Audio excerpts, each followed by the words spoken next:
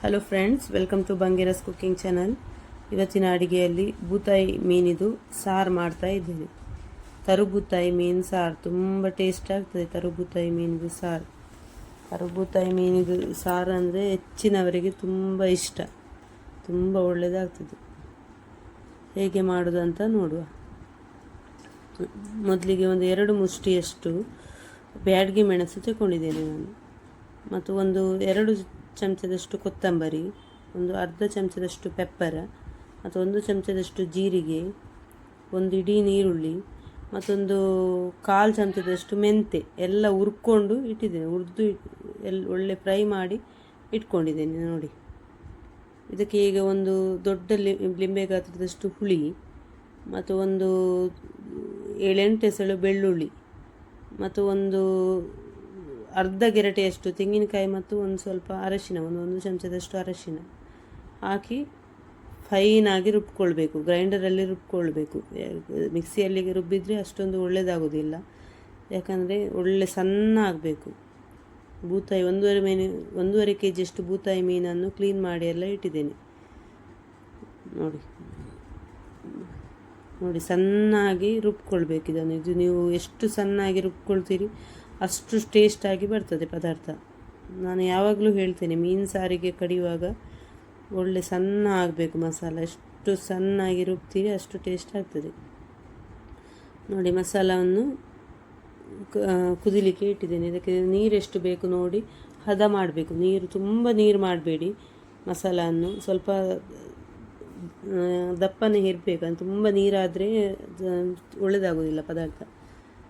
ಹಾಗಾಗಿ ಇದಕ್ಕೆ ಚಾಪ್ ಮಾಡಿದ ಒಂದು ನೀರುಳ್ಳಿ, ಮತ್ತೊಂದು 4-5 ಕಾಯಿಮೆಣಸು, ಮತ್ತು ಒಂದು ಟೊಮೆಟೊ, ಮತ್ತು ಶುಂಠಿ, ಒಂದು ದೊಡ್ಡ ಪೀಸ್ ಶುಂಠಿ ಹಾಕ್ತಾ ಇದ್ದೇನೆ ಎಲ್ಲ ಚಾಪ್ ಮಾಡಿ.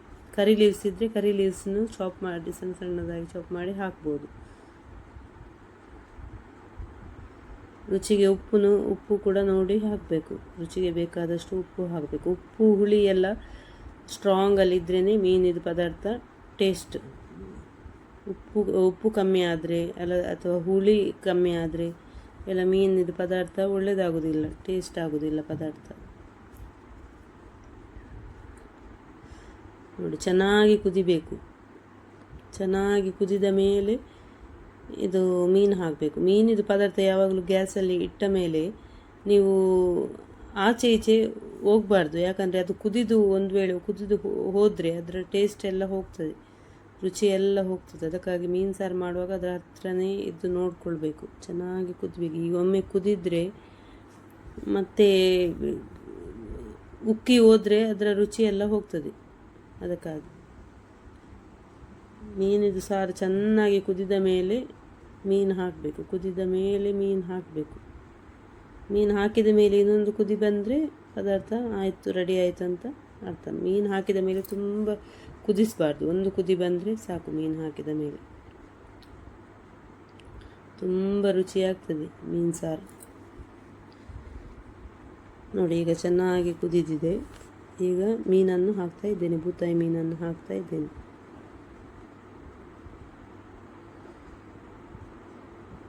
ನೋಡಿ.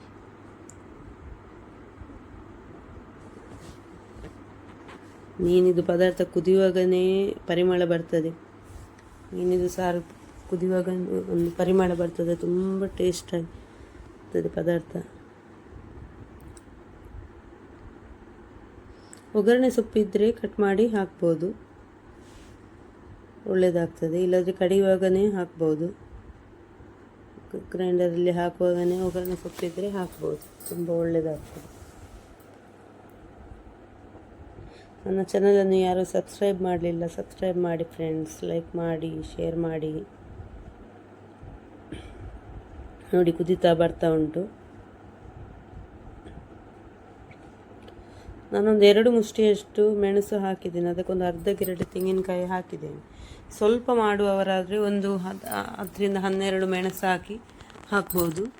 ಮತ್ತು ತೆಂಗಿನಕಾಯಿನೂ ಅಷ್ಟೇ ಸ್ವಲ್ಪ ಹಾಕ್ಬೋದು, ತುಂಬ ಹಾಕಬೇಕಂತ ಇಲ್ಲ. ಯಾಕಂದರೆ ಇದಕ್ಕೆ ನಾನು ಗಿಡ್ಡ ಮೆಣಸು ಹಾಕಲಿಲ್ಲ, ಉದ್ದ ಮೆಣಸು ಮಾತ್ರ ಹಾಕಿದ್ರಿಂದ ಅದರಲ್ಲೇ ಮಸಾಲ ಸ್ವಲ್ಪ ಜಾಸ್ತಿನೇ ಆಗ್ತದೆ. ಹಾಗಾಗಿ ತೆಂಗಿನಕಾಯಿ ಸ್ವಲ್ಪ ಕಮ್ಮಿ. ಉಪ್ಪು ಕಮ್ಮಿ ಇತ್ತು, ಸ್ವಲ್ಪ ಉಪ್ಪು ನೋಡಿ ಹಾಕಿದ್ದೇನೆ. ಉಪ್ಪು ಎಲ್ಲ ಸರಿಯಾಗಿ ಇದ್ರೇ ಪದಾರ್ಥ ಟೇಸ್ಟಾಗಿ ಬರೋದು. ನಮ್ಮ ಮನೆಯಲ್ಲಿ ಸ್ವಲ್ಪ ಜನ ಜಾಸ್ತಿ ಆಗಿರೋದ್ರಿಂದ ಪದಾರ್ಥ ಸ್ವಲ್ಪ ಜಾಸ್ತಿನೇ ಮಾಡಿದ್ದೇನೆ. ಮೆಣಸು ಸ್ವಲ್ಪ ಜಾಸ್ತಿ, ಇಲ್ಲದ್ರೆ ಒಂದು 10ರಿಂದ 12 ಮೆಣಸು ಸಾಕಾಗ್ತದೆ ಪದಾರ್ಥ ಮಾಡೋದು. ನೋಡಿ ಕುದೀತಾ ಬರ್ತಾ ಉಂಟು.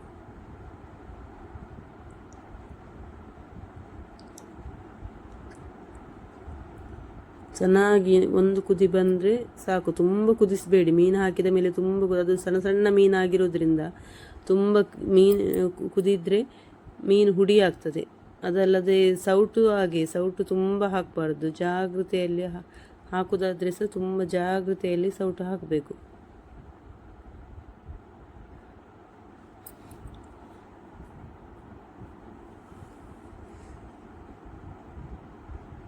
ತುಂಬ ಟೇಸ್ಟ್ ಆಗ್ತದೆ ಬೂತಾಯಿ ಸಾರು.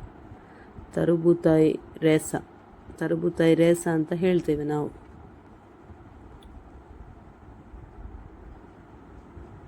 ಕೊನೆಗೆ ತೆಂಗಿನ ಎಣ್ಣೆ ಹಾಕಿ ಮುಚ್ಚಿಡ್ತಾ ಇದ್ದೇನೆ. ತೆಂಗಿನ ಎಣ್ಣೆ ಹಾಕಿ ಮುಚ್ಚಿಡೋದ್ರಿಂದ ಒಳ್ಳೆ ಫ್ಲೇವರ್, ತೆಂಗಿನ ಎಣ್ಣೆ ಹಾಕೋದ್ರಿಂದ ಒಳ್ಳೆ ಫ್ಲೇವರ್ ಬರ್ತದೆ ಕೊನೆಯಲ್ಲಿ.